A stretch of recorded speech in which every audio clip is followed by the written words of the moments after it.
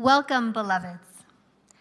As Reverend Dr. Sophia Betancourt said at the opening of the Mosaic Conference on Fostering Belonging and Liberation, here we consider everyone our neighbor. You have arrived here already belonging. My name is Terra Louise, and I am a white, heterosexual, able-bodied cis woman. I use she, her pronouns. I have medium-length brown hair, which I kind of curled, and I'm wearing a patchwork skirt, an orange sweater, a wide leather belt, and big orange earrings. I have the honor to be the director of Lifespan Spiritual Enrichment for this congregation. Whoever you are, whomever you love, whatever your image of the holy, wherever you are on your life's journey, you are welcome here. If this is your first time with us, we'd love to get to know you. Please sign our guest sign-in book in the foyer, where you can also sign up to receive our church announcement, emails, and texts. You can also speak with our greeter, Mike McNaughton, for more information about our church. He's out there. We have lots of worship options for young children. We have our activity table here at the front. Kids can also stay seated with their parents or caregivers. We have our library quiet room and our nursery down the hall. Our nursery coordinator, Sarah Hamoud, would be happy to check in your kiddos. If necessary, Elizabeth will take kids out for an activity after time for all ages today and during the presentation after the service. We are grateful that you are here today.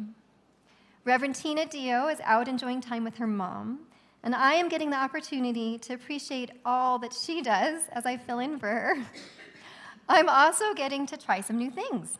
For one, in order to create a space of respite and take a break from digital input, we will not be posting slides for the service today, which means that you will need your hymnals, the order of service, and the sheet provided to follow along with the affirmation and songs.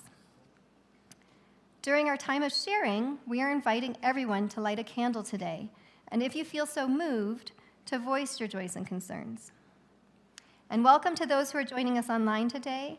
There will be a pause in our live stream to preserve the privacy and intimacy of sharing joys and concerns. After the service, Patrick and I will be at the door to greet you as you leave the sanctuary. Since we are doing a few experiments, please feel free to share your feedback and input. We'd love to hear how this feels for you. So now let us silence our cell phones for this time of worship together.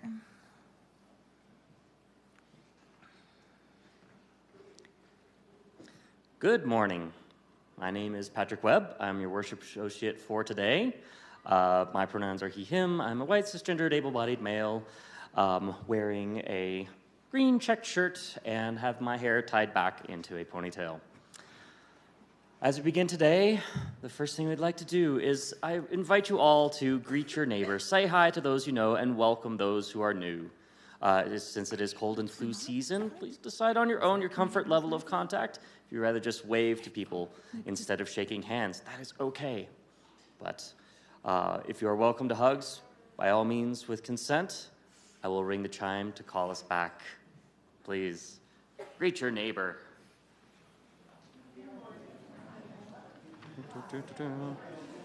Oh, good. Good morning, how are you? Good, hello. Oh, I'm still on.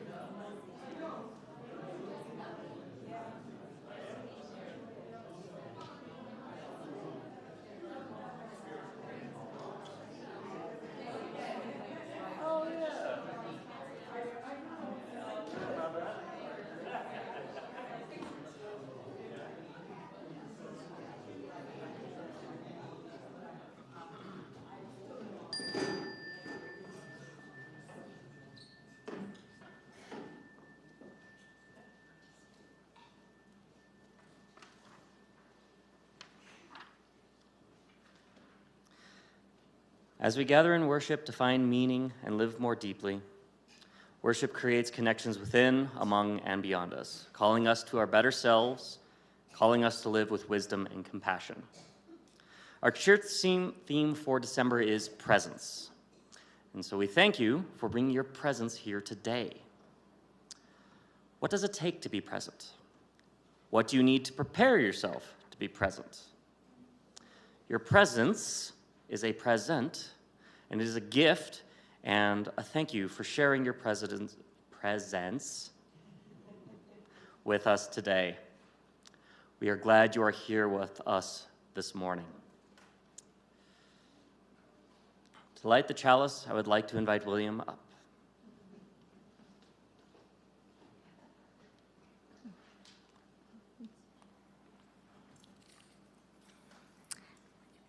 Today begins the season of Advent on the Christian calendar.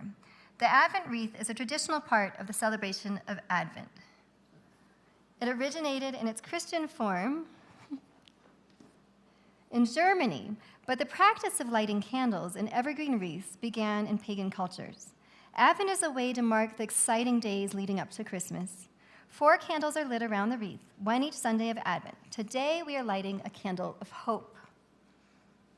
And just light one purple candle. We light this Advent candle of hope that we may give and receive hope in the coming year.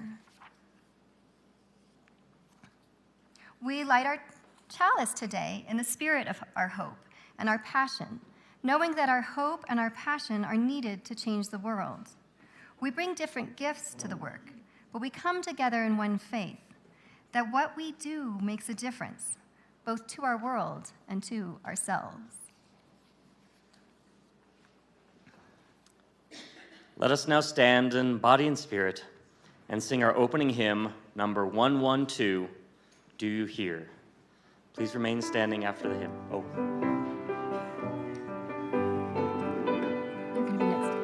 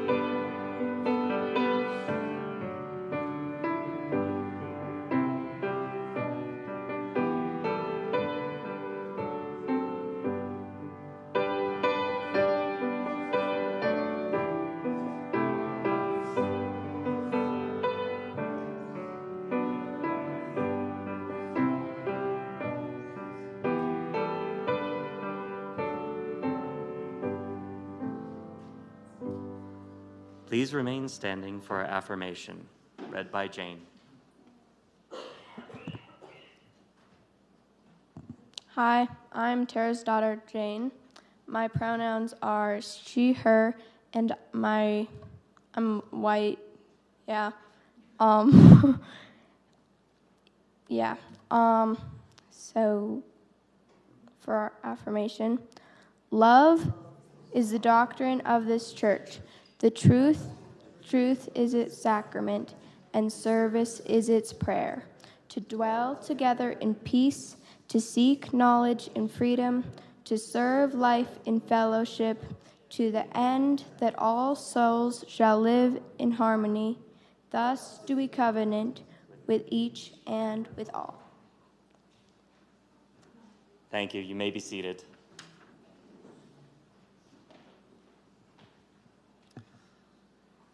As we share joys and sorrows this morning, I would like to invite everyone to come up and light a candle, if you wish.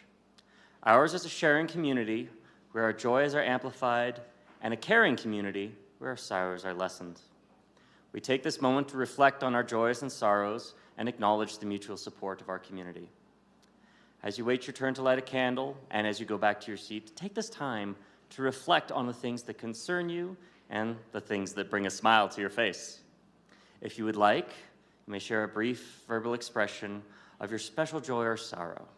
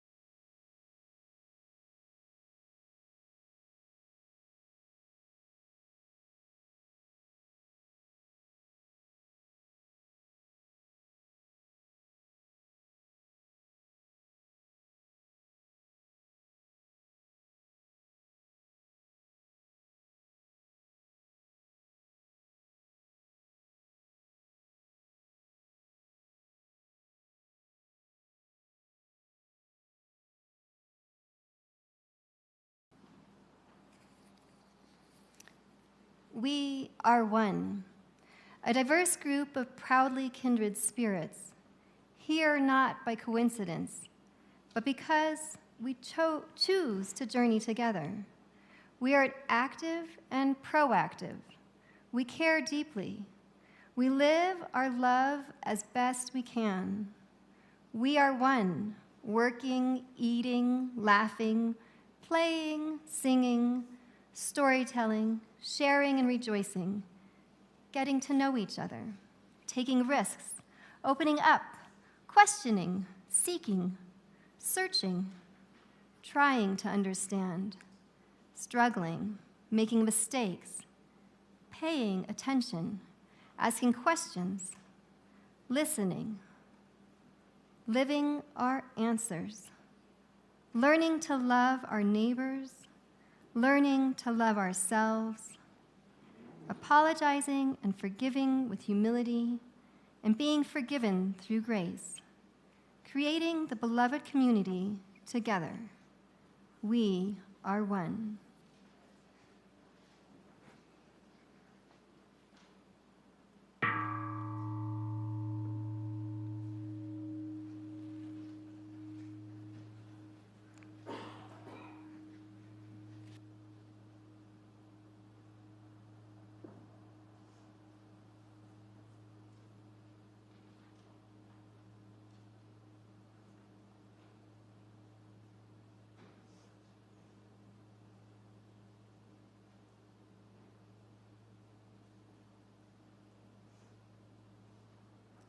Please rise in body and spirit for hymn number 318, We Would Be One.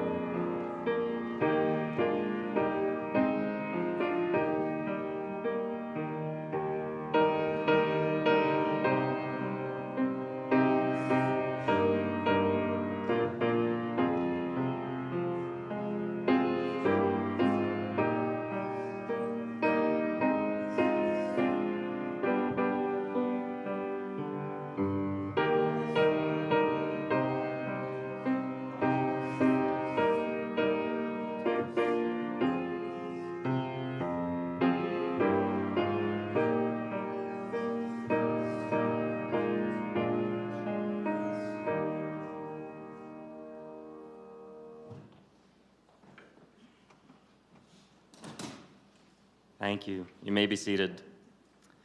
For Time for All Ages today, I turn it over to Jane and Tara.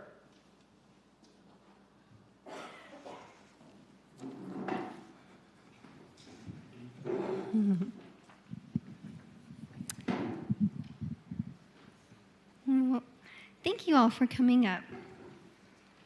And Nylea, I want to give you our love.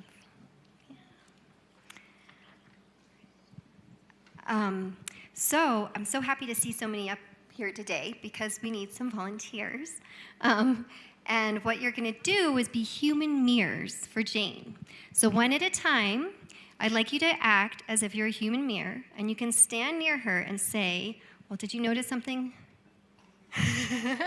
You can say, you have something on your face. And after you do that, she's going to respond, okay? And then it'll be someone else's turn. So, who wants to go first? William wants to go first? Okay. Oh, Jane needs a mic. There you go. Oh, yeah. You both need a mic. I got it. Oh, I had a mic on. You have something on your face. Nope. I don't have anything on my face. Go ahead. You have something on your face. What are you talking about? You're wrong. I'm not going to listen to you. You have something on your face. You must be joking. I am an experienced face washer, and I have been washing my face for years. You have something on your face. How dare you tell me I have something on my face? You don't get to play with me anymore. You have something on your face. How dare you tell me I have something on my face? I'm going to leave the game now.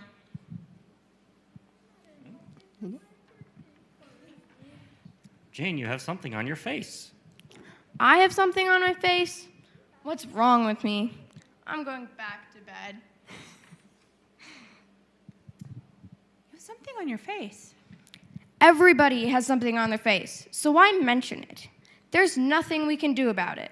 It's always going to be this way. Jane, you have something on your face. I have something on my face?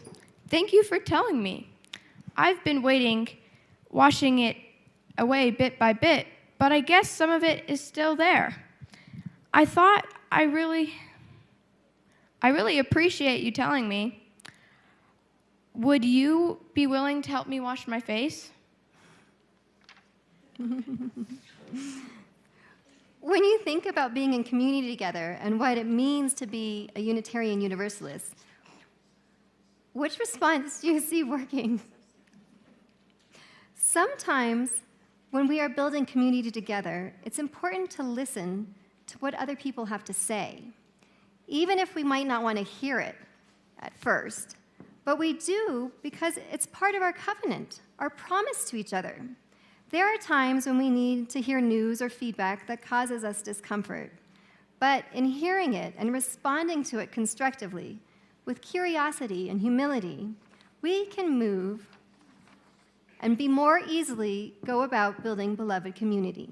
This is especially true when it comes to feedback about how cultural privilege along race, gender identity, disability and ability, sexual orientation, class, impacts others. This interactive story demonstrates the many ways that we respond, some unskillful, ending with one that affirms our covenant with one another. Thank you.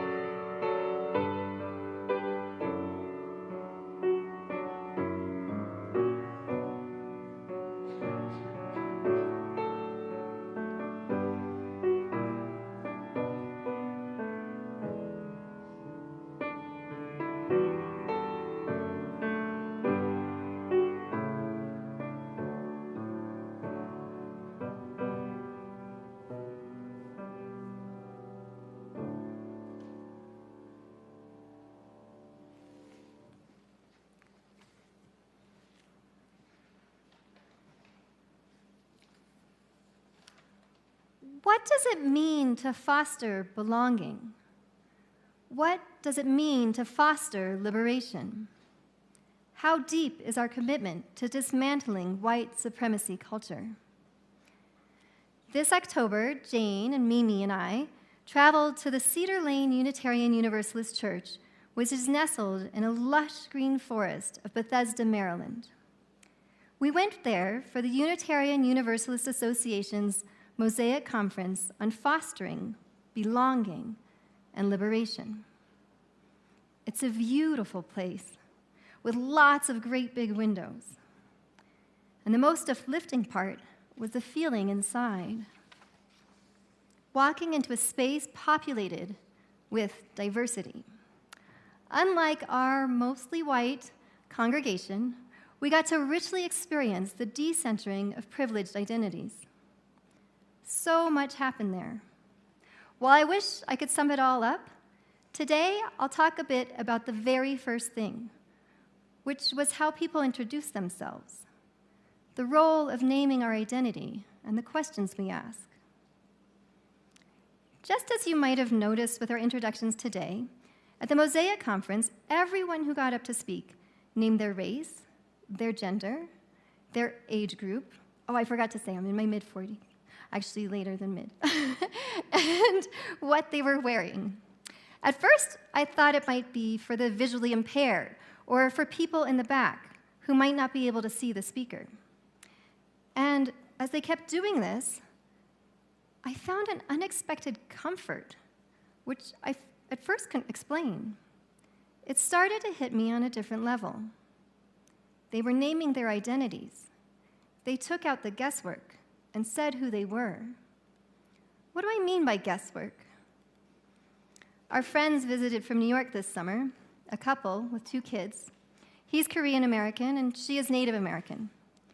When they were at Taos Pueblo, someone asked Kevin, who has rather long black hair, what tribe he was from. And he laughed and he said, "I'm Korean."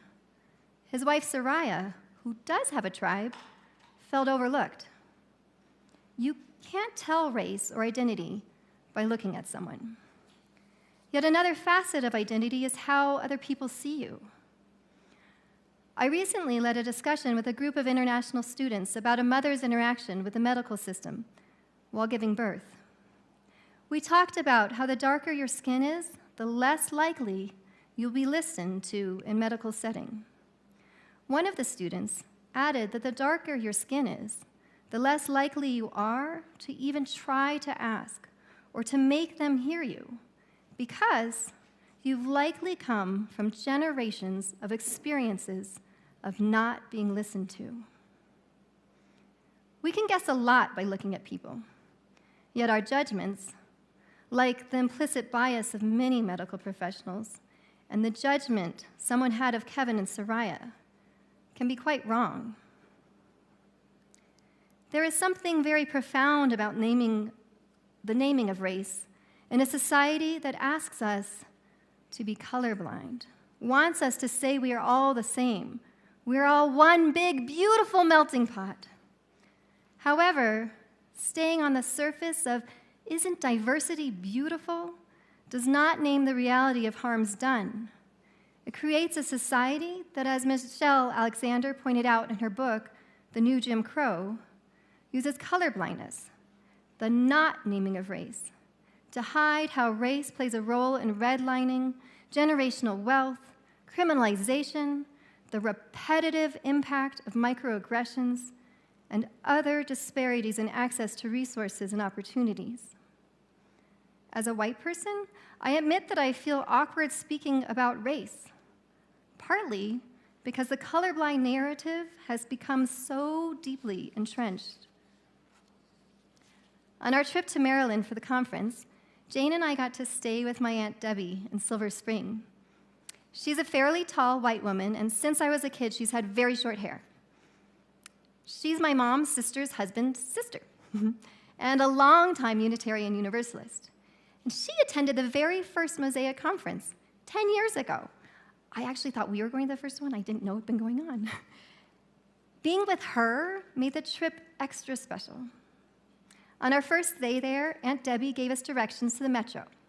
And Jane and I went into DC, where we toured the Smithsonian Museums of the American Indian and the African American history and culture. These museums reflect how our country is founded on the stealing and destruction of people and land. It is built on degradation. Naming race allows us to name power dynamics and privileges, name our stories and our heritages, what we bring. And by naming it, we can begin to deconstruct it. No matter what topic you explore, the joy of diversity is that there are many ways to approach something. Our UU value of pluralism. Thus, there is complexity in naming identity, too.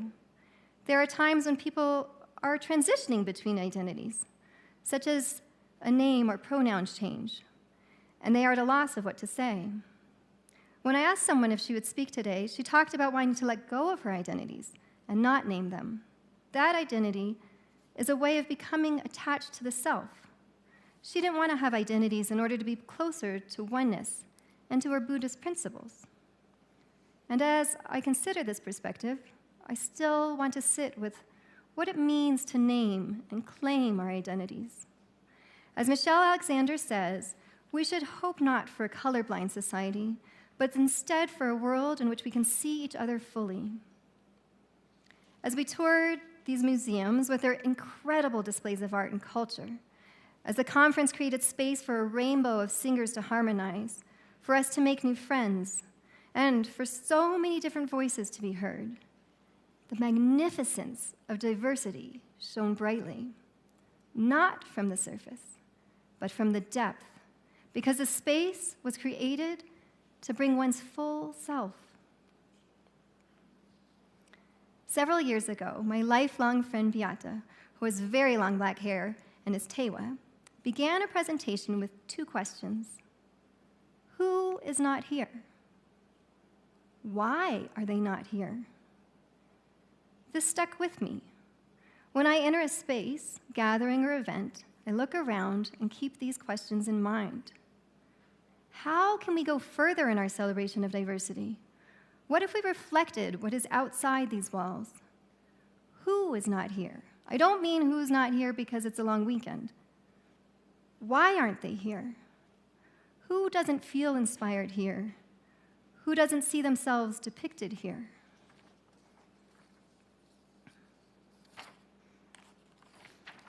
Okay, I lost my spot.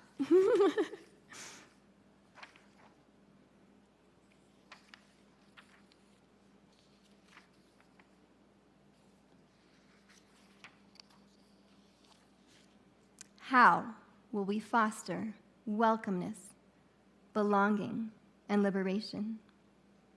While I wanted very much to talk today, and while I have plenty more to say on the topics that were discussed at the conference, I want to do something else that I saw at the conference, which is to decenter privileged identities. Thus, I chose to share this time with Mimi.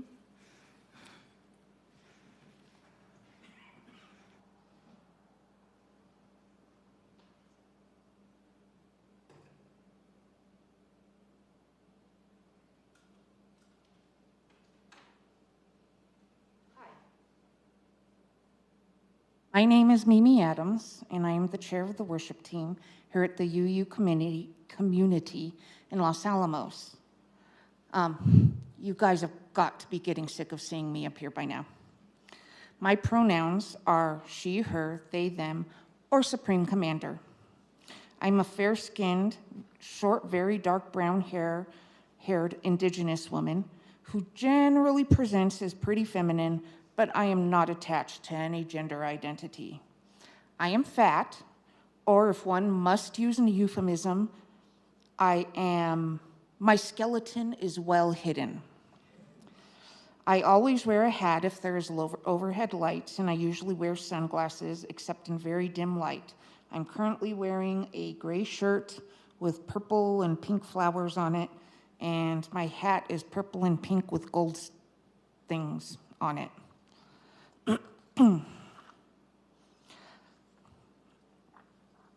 I entitled my part of the message, Mosaic Conference, a time of feeling, a time of healing, mostly because I like clever titles. Another conference, another opening gathering.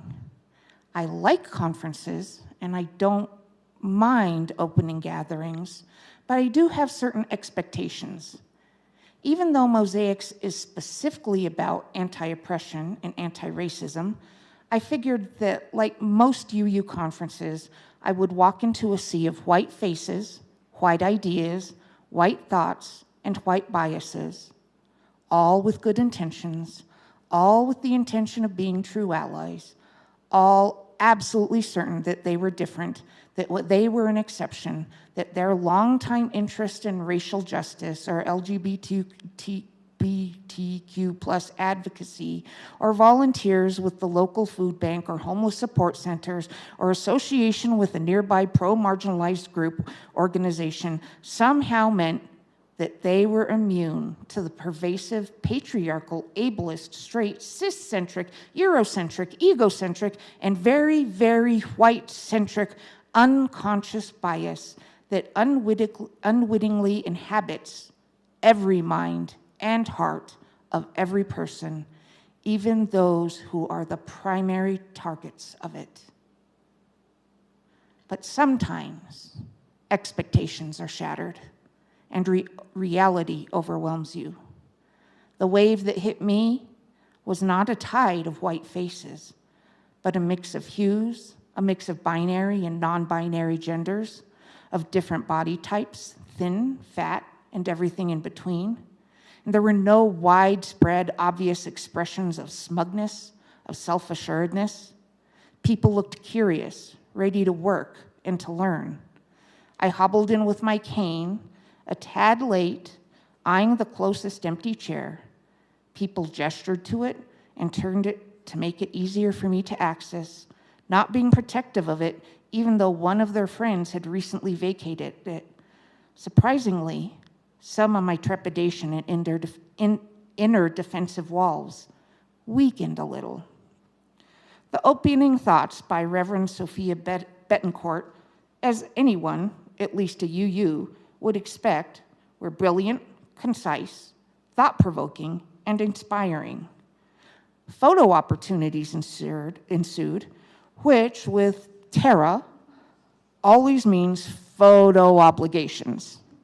I actually appreciate this since I never think to visual document anything except cute cats.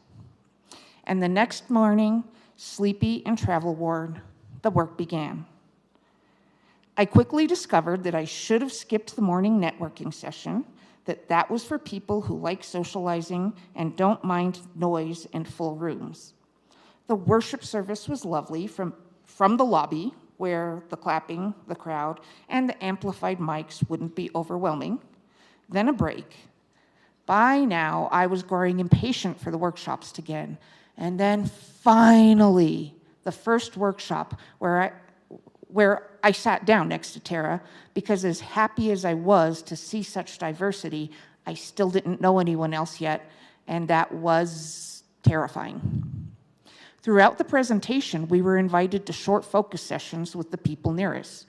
I turned to see that in our nearest vicinity, we were mostly people of color, and Reverend William G. Sinkford was in our group. So naturally, I played it cool. I hoped.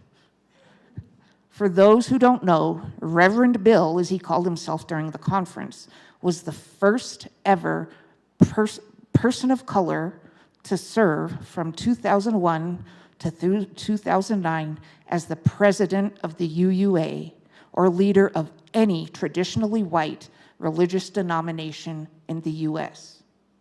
The first ever person of color. We brief being the UU definition of brief, introduced ourselves, and then addressed the question, when going into a group of people, what makes you feel safe for you? I'm about to use the term BIPOC. The letters BIPOC stand for Black, Indigenous, and People of Color. There's a history for why the term is used, which I'm not going to go in now because we don't have another hour and a half. I don't remember all the answers. I remember my answer and that of 2 other BIPOC, that there be other people of color there. Then Reverend Bill answered. For him, it wasn't about how many people of color he could see, but that there was diversity, period, full stop. No room full of people who seemed to all look alike, think alike, act, want alike, be alike, would ever feel safe to him. And the moment he said that, my mind opened, my heart expanded, and I knew he was right. I remembered how it felt to walk into the room the night before and see a sea of diversity. It wasn't just about the BIPOC, it was about the diversity. That was what had felt so comforting and welcoming when I walked into that room. I remember filling out the conference registration sheet and a question that I found kind of humorous at the time, not because it was a funny question, but because of the number of boxes I checked off. The question was something along the lines of which of the following underrepresented groups do you identify? BIPOC? Check. LGBTQ+? Check. Disabled? Check. Neurodivergent? Check. I'm pretty sure there was at least one other category that I did, in fact, not check. I thought as I was filling out the form, I am a quota counter's dream. It turned out that the room, the conference, and each smaller and quieter gathering was my dream. As was to be expected, I was exhausted after the day was over and more than happy to climb into my bestie's vehicle when she picked me up. We went for a dinner at a place I trusted. The conference did provide lunch. Regardless of indicating my allergies on the form and there being a gluten-free and allergen-safe table, I ended up with anaphylaxis, which the people who joined me at the table outside helped resolve without a call to 911. Thank you so much, lunch buddy strangers. But seriously, people, label your dishes that have chili in them, please. The second day went pretty much as the first, but I had the sense to skip the morning networking and to bring a peanut butter and jelly sandwich. At the end of that day, I hobbled out to the front of the church to wait for my ride, where Reverend Bill joined me, and we chatted. First, just about our day and other small things, more meaningful than small talk, but not very deep. Then I brought up how excited I'd been when he'd been elected as the UUA president in the early 2000s, and he talked about how it had been such a time of hope. And we talked of how we still carried some of that hope, though we both also felt weary and worn, knowing that hope is wonderful, but it isn't a solid place to hang your hat. Then I opened up, as I had not expected to open up to anyone, about what had happened at the previous UU congregation I attended, about leaving there broken, discouraged, and devastated, about how dark my world was, about how defeated and hopeless I was. I described what it was like to watch other BIPOC come and go through the years of being the last after my mom died, of becoming isolated and invisible, practically a ghost, of the events leading to my finally giving up, lost my place, and leaving, of desolation and thinking of how nothing would ever change. Nothing could ever change, and my readiness to just give up. He nodded, and he was unsurprised at the hopelessness. He was unsurprised that this happened in a UU congregation. He'd seen it time and time again. He asked what I had done next, and I told him about you. I talked about how on my first Sunday here, there were people I already knew and loved waiting for me, literally forming a circle around me to make sure that I knew I was wanted and welcome. I talked about how there were more than twice as many BIPOC people here than had ever been regular attendees in my last congregation the whole 24 years I'd been there, even added together. I talked about the active goals of inclusion and anti-oppression here, not perfection, not arrival, but acknowledgement of the need and the journey. Reverend Bill smiled and agreed that hope isn't a solid place to hang your hat, but does make a good foundation for building. He squeezed my hand and warmly told me he was happy that I had landed in a safe place and was happy in my new congregation. Beloveds, dear ones, thank you.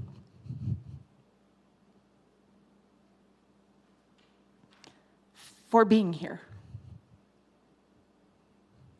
for taking me in.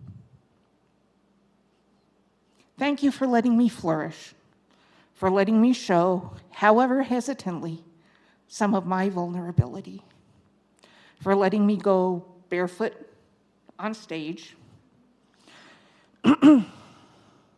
for letting me wear a hat and sunglasses without invasive questions, for being respectful of my not wanting hugs unless they are from children or very few well-known friends. Thank you for catching me and accepting me.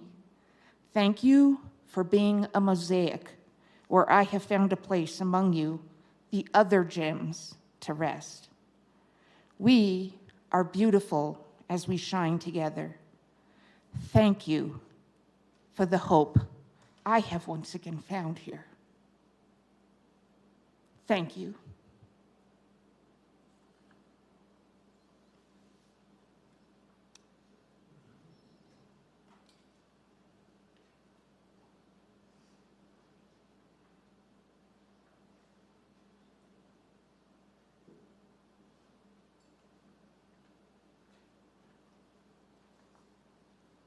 Thank you. Thank you, Terra and Mimi, for your offerings today and message.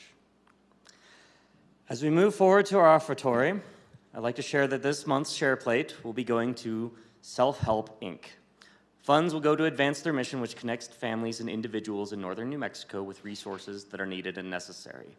Self-Help Inc. helps people by enhancing their life skills while also helping them develop self-reliance.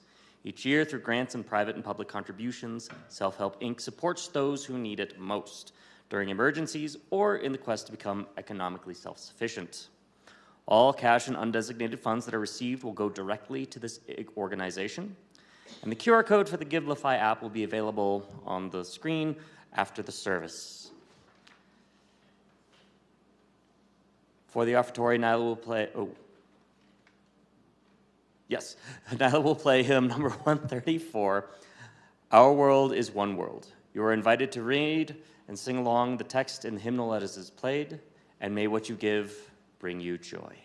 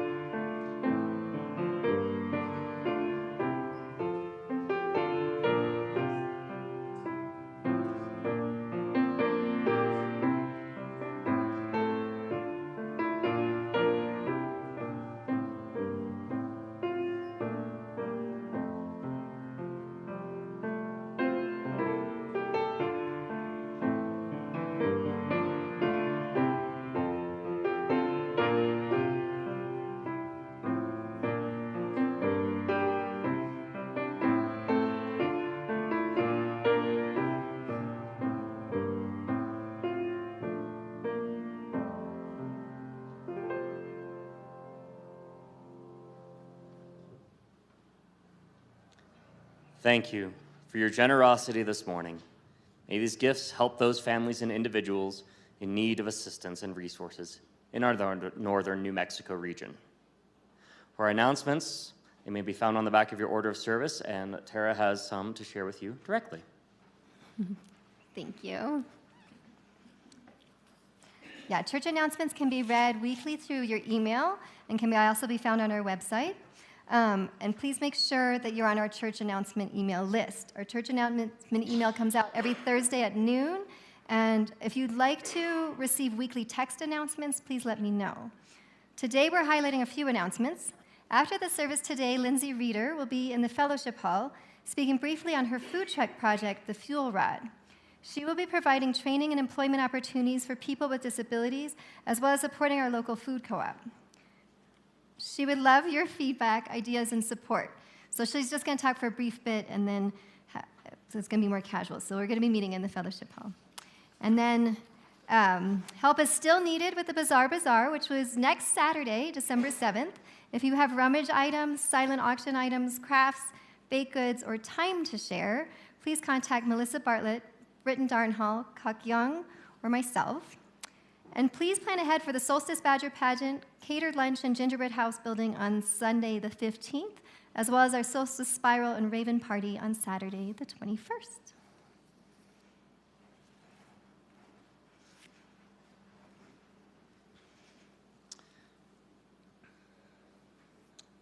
Please rise in body and spirit to sing our closing hymn, number 168, One More Step.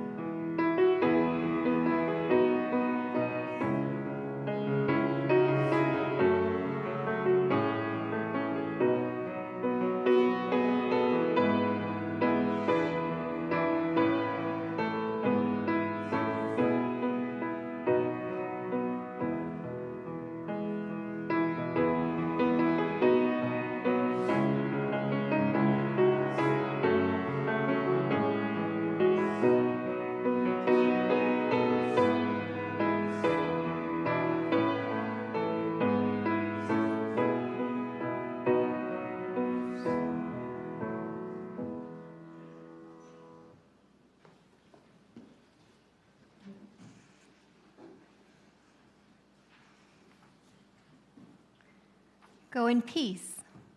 When I say go in peace, I don't mean go in mindless oblivion. When I say go in peace, I don't mean go without challenging yourself or others. When I say go in peace, I don't mean go in utter ease and comfort. When I say go in peace, I mean go in peace, seeking justice. I mean go in peace, committed to equal rights and opportunities for all. When I say go in peace, I mean go in the peace that is created when, together, we build communities of true solidarity, deep compassion, and fierce, unrelenting love. Go in peace. Blessed be. Please find the lyrics on your handout to join hands if you so choose for our closing song.